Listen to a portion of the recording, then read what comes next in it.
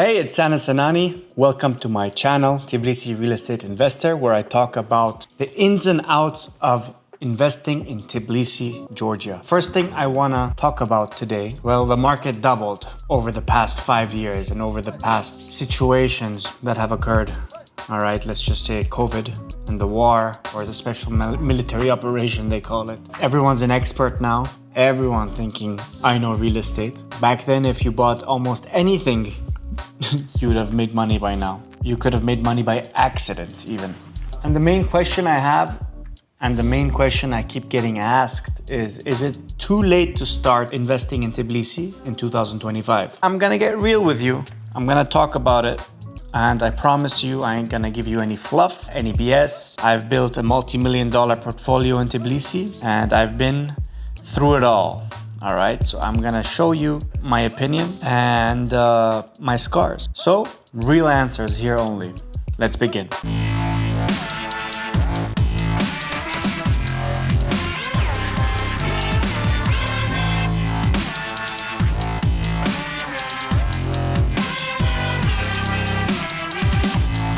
Let's talk about what's changed. When I first moved here in 2018, the general feel of the market, buyer sentiment, was everyone was looking for $1,200 per meter. You could find stuff below $1,000 per meter, fix them up. You'd sell it $1,500 per meter. And the really premium stuff were like around $1,800 to $2,200. Whereas now, you'd be lucky if you find something below $1,500 per meter. Everything's jumped up, I would say double. And that's because back then, maybe around 50,000 foreigners were living here. Now, just 50,000 foreigners are students. So there's hundreds of thousands of foreigners living here. Now, I believe the number was somewhere around 150 to 200,000 foreigners. And there was a huge rush in 2022 when the Russians and Ukrainians flocked here out of panic and urgency through the war. And that caused like around 300, 400,000 foreigners to come here. I would say about 70% of them have left and 30% have stayed, and they plan to stay here. The 70% that left either went back to Ukraine and Russia, or they migrated to Europe and other parts of the world where they were probably working for international companies and they were allowed to go to their headquarters. Back then it was $1,200, where I'd be interested in. Up to $1,500. This was turnkey, and that's my ceiling on what I would buy. Now I'm probably buying things at around $2,000 per meter, which I find still cheap. So the city did feel different. There was fewer foreigners, less people speaking English and Russian. However, now all over the streets, you're hearing English, Russian, Arabic. It's full. The city's full and vibrant, and I like it this way because it brings life to the city. And coming from Corona, when there were barely anyone here, things have changed. There's more demand. My first buy was $80,000 for a 2-bedroom, one of these apartments I bought. Now it's $150,000 or more. Developers started pushing luxury projects. All right, so foreigners came, luxury projects came, the interest rates went high. So yeah, back then you could make money by accident, man. Now it takes skill and strategy. We have people still coming here looking for 15%. You'd have to have skill and strategy. You might ask me, where does the opportunity still live? I can tell you, not on myhome.ge anymore. Sure, you can find it on myhome.ge or ss.ge. Believe me, sometimes you find things online that are cheaper than the auction, cheaper than foreclosures, and you should keep an eye on it. But I find the value is still in hidden underneath undervalued buildings or black frame apartments, old buildings.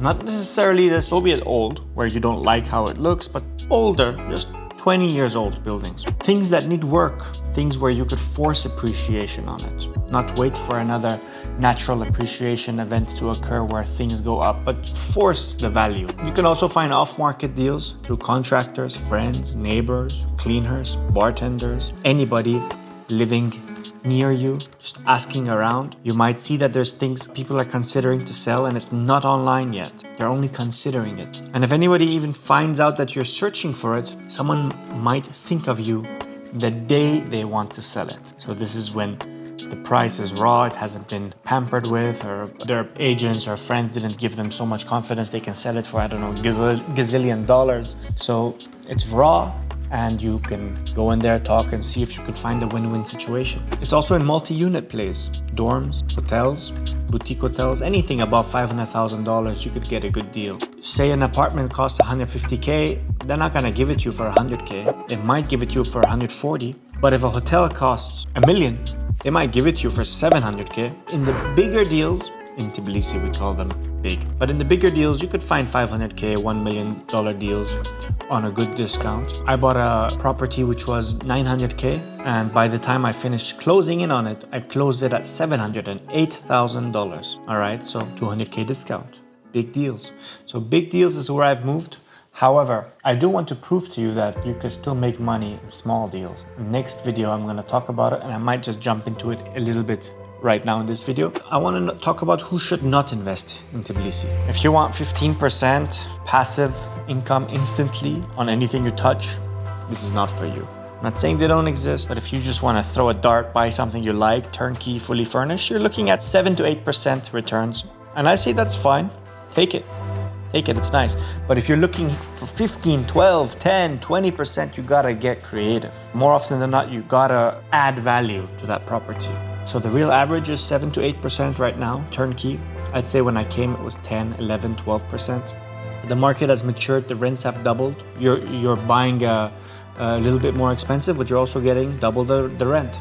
In my next video, I'm gonna show you that I bought the smallest deal ever for like $30,000, $40,000, and it's making 10, 20, 30% ROI. And I'm gonna break that down for you, the full renovation, and what I did and what I bought and where I've bought and how it's doing next week. But moving forward, I want to talk about a misconception that Georgia's hard on paperwork. It's not at all. It's one of the easiest places to do business. It's not bureaucratic, doesn't take a lot of steps like most parts of the world. Very easy. You could open a bank account in one day, get your cards the next day, multi-currency. You could buy a property in one day. You can get a loan in as little as 4 days, a car loan or a house loan. Renting also takes 1 day. You know, in Europe, there's all these processes with tenant screenings, and then you need to email them, and then you need to prove that you're a good tenant or he was a good tenant. None of that.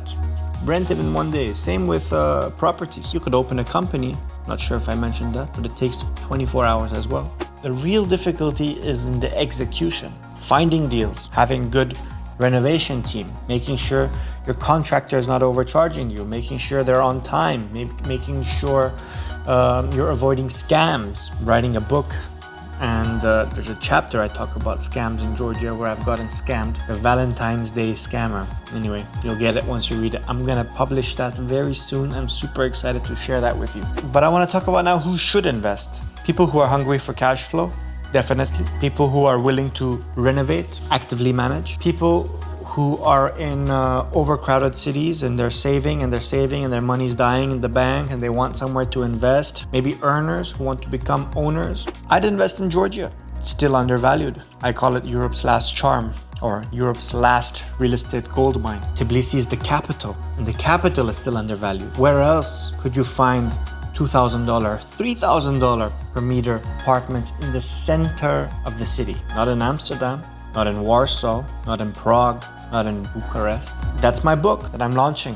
Undervalued, Europe's last real estate gold mine. I'm not sure where else you'd be able to find a European feel, a European looking city where foreigners can outright own the property, free and clear, no capital gains tax. Well, if you're a company, you have it, but personally, no capital gains tax, almost no property tax. It's like 0.2% to 1%. Again, personal or company. And it's still $2,000 to $3,000 per square meter, man. Compare that to Warsaw, compare that to Prague. Where else? I mean, heck, go drive 5 hours away from Georgia to Armenia. Armenia in the capital is $5,000 per meter. I believe there's huge upside potential here, and I believe there's still strong market for long-term rentals and Airbnb potential. I like to rent long-term, and when I see that, okay, vacancy time for me to fill up another tenant, it used to take 2 weeks.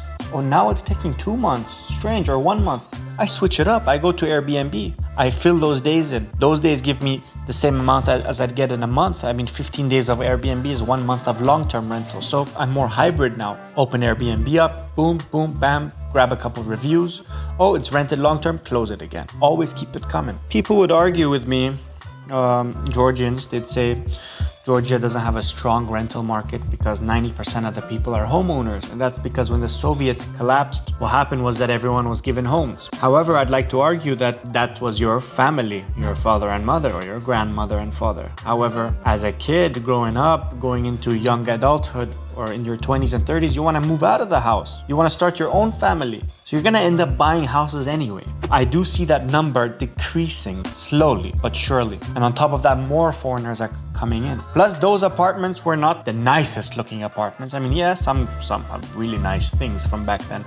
However, a lot of them got these Soviet units and yeah, they still stay in them, but they are branching out into buying other properties. And who said you have to have only one property for the rest of your life? There's people who's also collecting properties here that I know.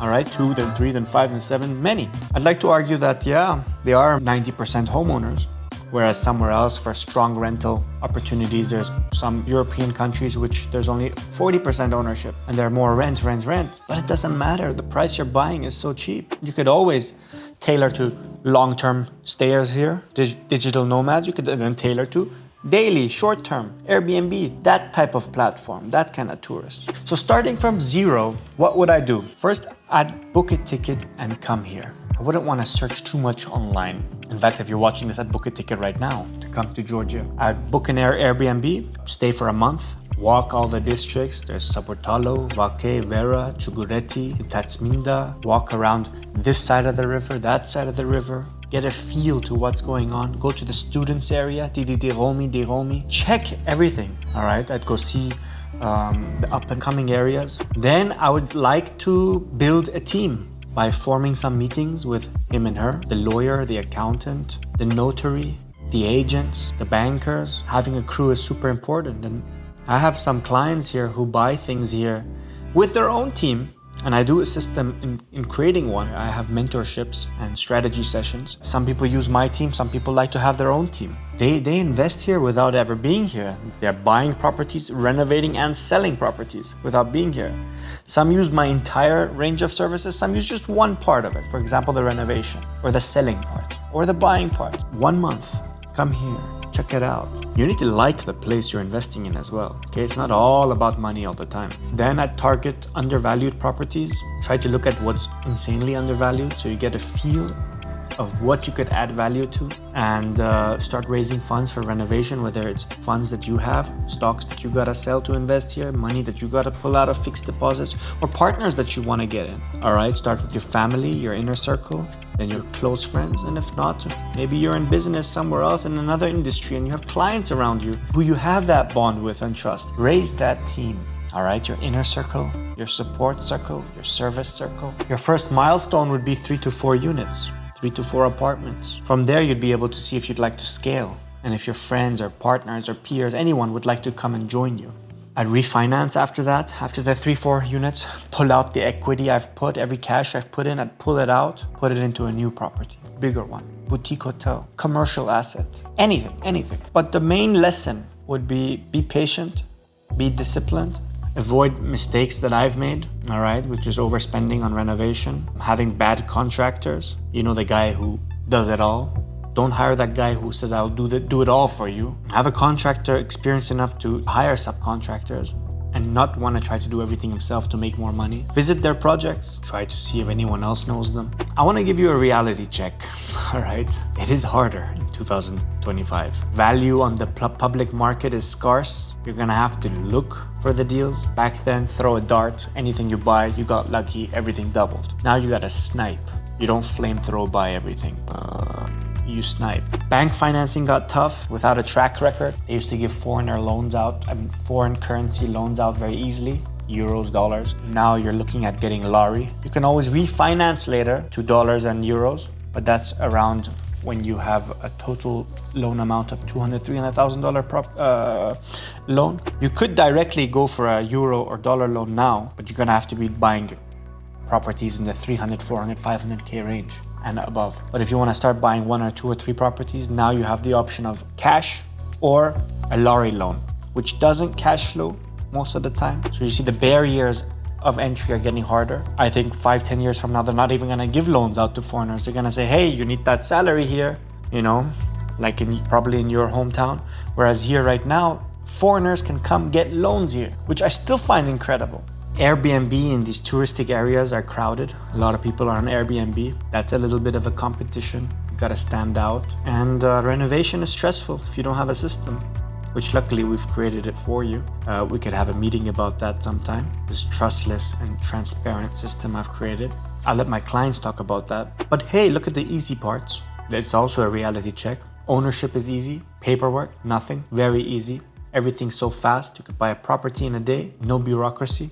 Opportunity exists, all right? Because it's a country where you've skipped all these extra steps.